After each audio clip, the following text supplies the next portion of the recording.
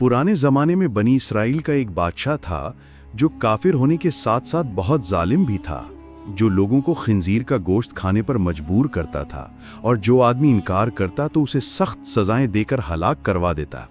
फिर उस जमाने के सबसे बड़े आबिद को बादशाह के पास लाया गया। लोग इस आबिद के मर्तबे और फजीलत से आगाह थे। लोग नहीं चाहते थे कि इस आबिद बुजुर्ग को बादशाह की तरफ से कोई तकलीफ पहुंचे। चुनाचे एक सिपाही ने आबिद से कहा, आप मुझे एक बकरी का बच्चा ज़िबा करके दे दें। जब बादशाह कहेगा कि इस आबिद के सामने खिंजीर का गोश्त रखें तो मैं वही बकरी का गोश्त आपके सामने पेश करूंगा। बादशाह ये समझेगा कि आपने उसकी ख्वाहिश के मुताबिक खिंजीर का गोश्त खा लिया और इस तरह आप भी हलाकत से महफूज रहेंगे। आबिद ने बकरी का बच्चा ज़िबा करके उसका गोश्त सिपाही को दे दिया। जब आबिद को बादशाह के सामने लाया गया तो बादशाह ने हुक्म दिया कि खिंजीर का गोश्त लाया जाए।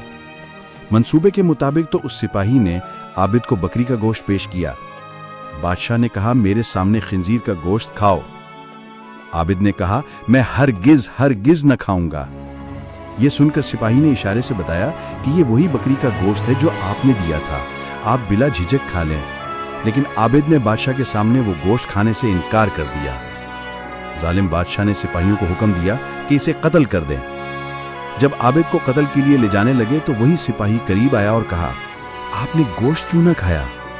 बाखुदा ये वही गोश्त था जो आपने दिया था।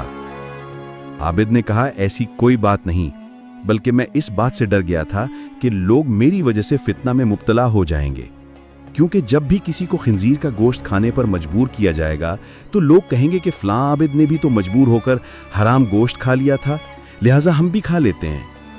इस तरह लोग मेरी वजह से बहुत बड़े फितने में मुब्तला हो जाएंगे और मैं लोगों के लिए फितना हरगिज बनाना नहीं चाहता हूं।